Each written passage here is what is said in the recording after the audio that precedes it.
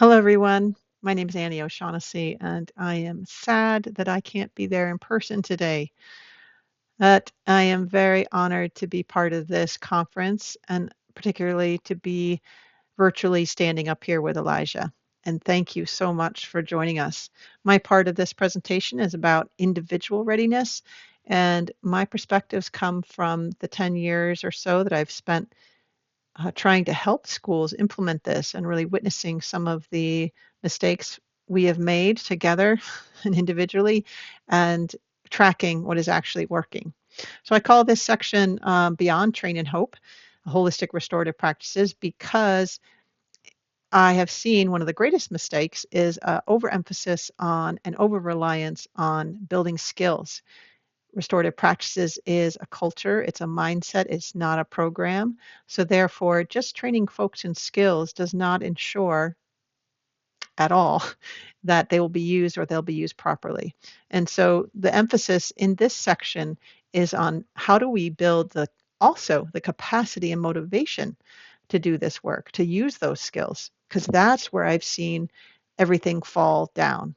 The skills are there in terms of readiness, but the motivation and capacity are not. So, how do we systemize that? How do we operationalize attending to capacity and motivation right alongside skill? Well, the first step for me and the work with schools is to actually identify where are we going and how can we design backwards from there.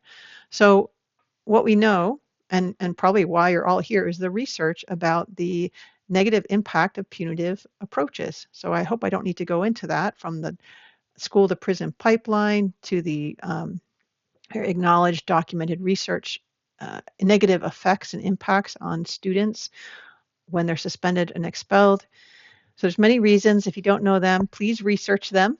But what we're talking about here is actually what is our end goal when it comes to the people in the building. What do we want to have happen? What do we want to see? So I use backward design mentality to think about, because we want students and adults in the building who can avoid doing harm to themselves and others, so that's tier one work, develop the agency and skills necessary to meet their needs in pro-social ways, tier one work, be active, engaged, and caring members of their class, school, and larger communities. That's the meaningful engagement part that we absolutely need if restorative practices is going to work. Be able to name harm they see, acknowledge harm they've done, and collaborate to repair that harm and plot a better course forward. And this is where we really see the cracks in implementation, where we see students just going through the motions, or really the whole process not really focused on plotting a better course, but just doing some reparations and some repair, but the no meaningful change is actually happening. So it's more like restitution than restoration. So my conclusion is that because we need capacity, skill, and motivation to make change happen, we must intentionally and systematically build it to achieve what I just listed. So we must draw from a larger set of intersected tools, practices, programs, and resources to do so. So that's the really crucial part here, is that when I talk about holistic restorative practices, I'm saying it's one set of tools amidst a whole bigger set that might include responsive classroom, UDL, MTSS, and each one of those approaches on the platter are at your disposal to intentionally build the capacity, skill, motivation to make each of these outcomes possible. That's what I mean about creating readiness. So first of all, we got to understand a little bit about what we mean by capacity, skill, and motivation. Capacity is the time, mental acuity, emotional regulation necessary to do what we're being asked to do. Skill is what we're pretty good at, training people in. So usually what happens is the principal and the school leadership decide we want to do restorative practices, and we hire someone like me, and I come in and I train all your staff in circles and maybe a few of you on restorative conferencing, and we share some data on why it's important, and we go to town. And it might be that that presentation is done well enough that people leave being very motivated, but they might come back to a school where their capacity is very low because the schedule wasn't changed to accommodate restorative practices, which takes a lot of time. as you might know or should know, or they weren't part of the decision process. So they don't have a stake in it. They didn't have any voice in it. They don't understand maybe why how it's aligned to the school's mission or how it's relevant to their actual work in the classroom. And in particular, how these practices compete with other commitments to improve scores, for example. So motivation is impacted by all sorts of things, and it's rarely like intentionally explored and built on purpose. And that's how we get staff ready. So I'm going to just break what we can do is just break it down. So when we're thinking about what we're trying to build, we think, what capacity, skill, and motivation do staff and students actually need to do these things? What do we need to avoid harm to themselves and others? Well, when I asked myself this question, I realized everyone in the building needs to have a basic understanding of the rules of the brain.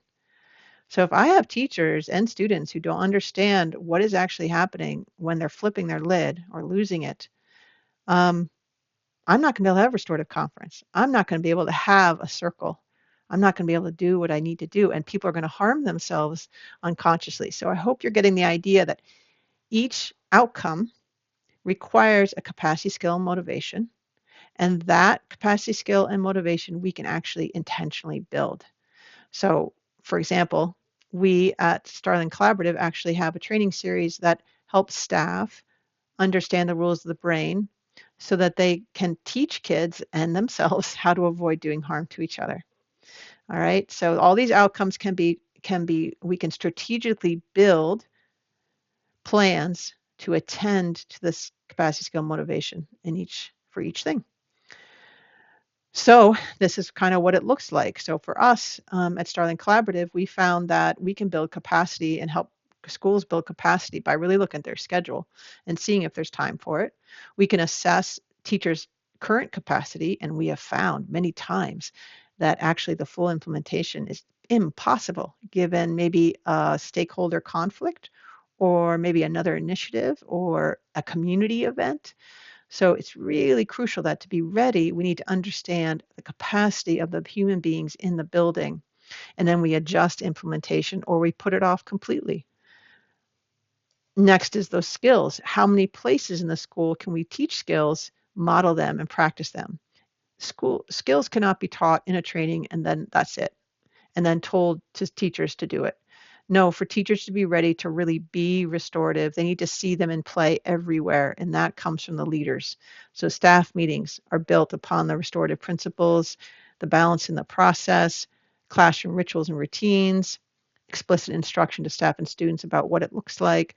So over time, everything we do, we're actually using those skills.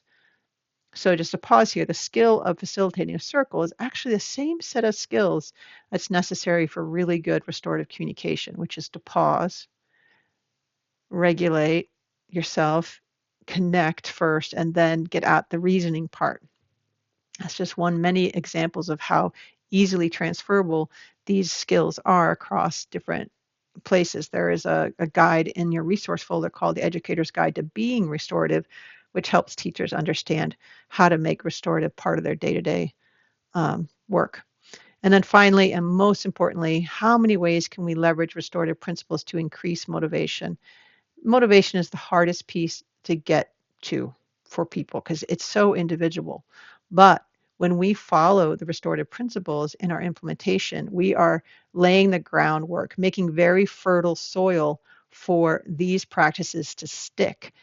High in that is the working from the with quadrant, which means high accountability, high care, high support, and high transparency. So what are we doing? Why? And then gathering street data to inform your decisions, to track progress, to celebrate progress in the non-quantitative areas, which we call the restorative benchmarks, which we have named as respect, belonging, safety, and voice. So that's a high level and quick review of how to create readiness is to broaden your vision of how to prepare from just getting a skilled facilitator to teach the skills to assessing, attending to, and intentionally building the capacity, skill, and motivation to do the things. And when you do that, when you do backwards design, you'll see that you'll be pulling in from the different initiatives. You'll be pulling in the SEL work. You'll be pulling in the equity work, because in order to build a capacity, skill, and motivation for this restorative human being to exist, we need all those tools. So I hope this was helpful. Please ask and get in contact with me with any questions, and good luck to you. Thank you for doing the work.